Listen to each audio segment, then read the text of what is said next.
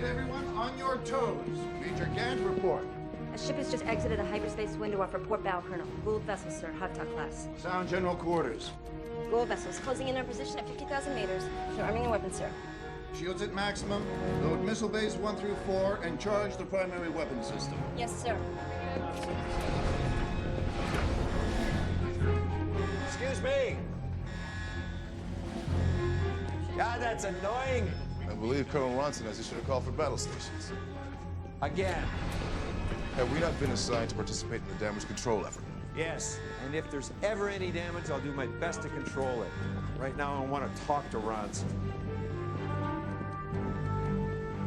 Gould vessel within range, sir. Weapons officer, prepare to fire on my command. As the weapons officer, you think he'd already be prepared. Indeed. The bridge isn't exactly where you're supposed to be during a battle drill. No. I've been meaning to talk to you about that. Can it wait until we're not in the middle of a drill? When are we not in the middle of a drill? Okay, we'll talk about it later. Teal'c, prepare to assist in damage control. I am prepared, O'Neill. See how melodramatic that sounds? It's unnecessary.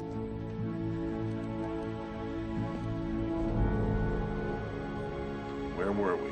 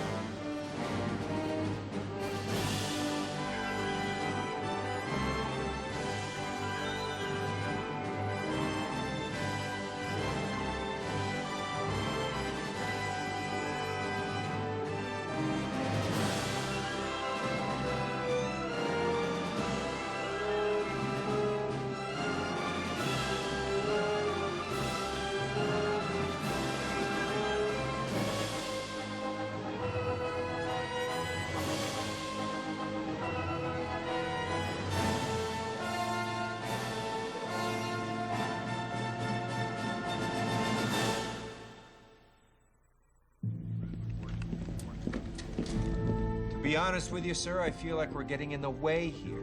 SG-1 has valuable experience with both hyperspace travel and the Prometheus itself. Besides, your mission to P7X-009 shouldn't take more than a few hours. General Greer and I just want you there for the shakedown cruise. In the unlikely event of an emergency. Something like that. Enjoy the ride, Colonel. Hammond out. This is Prometheus. Requesting go-ahead for mission start. Prometheus, this is Vandenberg. You have an affirmative for hyperspace window activation. Roger that. Major, we have a go.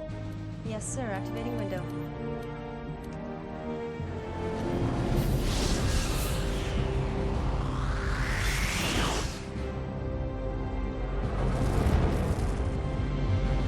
Run level 1 diagnostics on all weapon systems, including shields. Ring transport. Hit all of them. Also, set up a hull breach simulation for 0500. That's all. Yes, sir. Jack.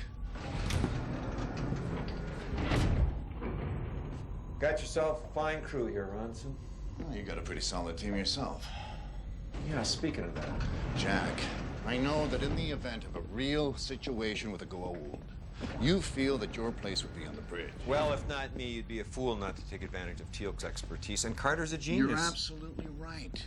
But you're just along for the shakedown cruise. My crew needs to be able to count on me and on each other after you're gone. I guess I can respect that. Besides, I highly doubt we'll run into the Goa'uld on this mission. We just dropped out of hyperspace. Carter, Teal'c, meet me on the bridge.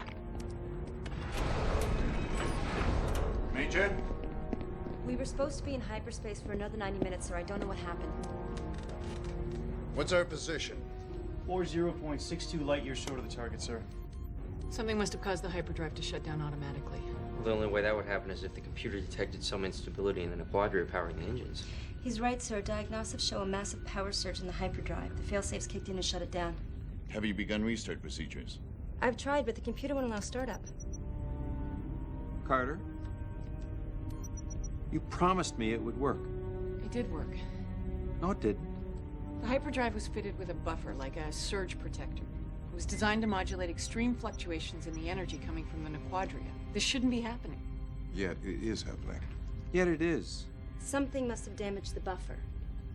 Sir, with your permission, I'd like to take a look. Yeah, me too. Take Major Gant with you. Report back to me as soon as possible. Yes, sir.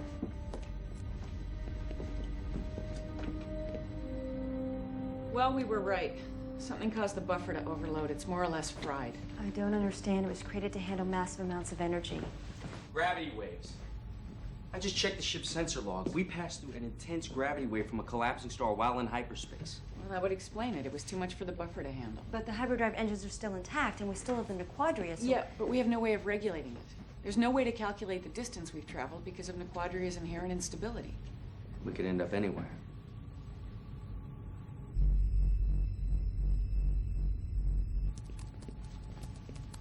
Well, if he was going to help out, he'd have shown by now. Who? Thor? Little guy? Gray? I know who Thor is. The Asgard have proven valuable in similar situations. Carter? I'm afraid it doesn't look good, sir. Even if we were able to write a subroutine into the computer to bypass the buffer, we'd still risk the reactor going critical. We'll use whatever you need to repair the buffer. Cannibalize whatever systems you deem necessary. With all due respect, Colonel, I can't. Carter? Sir, I helped design the buffer module. I can tell you right now there is no possible way I can make it operational. Not with what we have on this ship. It's like a light bulb that's burned out. You can't just fix it. Do we have any extra bulbs? There's no redundancy for that particular system. So you're saying there's no redundancy? Even if we were to plot a course for Earth using maximum sublight thrust, it would take years. We don't have the supplies. Not to mention the relativistic effects.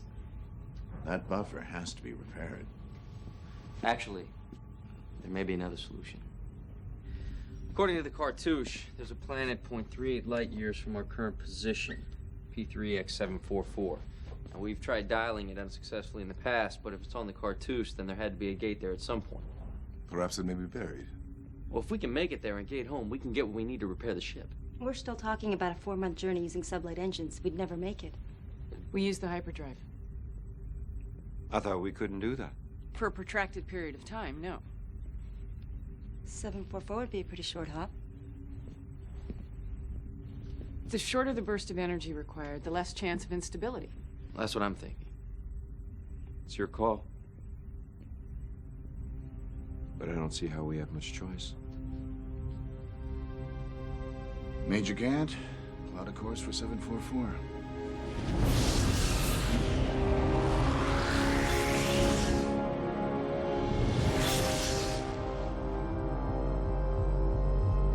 Now orbiting P3X744, sir. Any port in a storm, eh? Good work, people. Sir, computers are detecting a rapid energy buildup in the Nequadria cells. Shut down power to the reactor. Controls will not respond, sir. The reaction's continuing uncontrolled. Jump must have triggered a power surge that overloaded the reactor control systems. Sir, without the buffer, we have no way to stop the buildup. We have a few minutes before the Nequadria reactor goes critical. Stand by to jettison the reactor module. Yes, sir. Wait a minute, if I'm wrong about there being a StarGate on this planet, we're losing our only means of getting home. It would appear there is little choice. Bring shields and sublight engines online. We're not going to be able to get very far away before it blows. Then we're about to find out just how good our shields are. All hands brace for impact. Reactor module separation on my mark. 3, 2, 1, mark.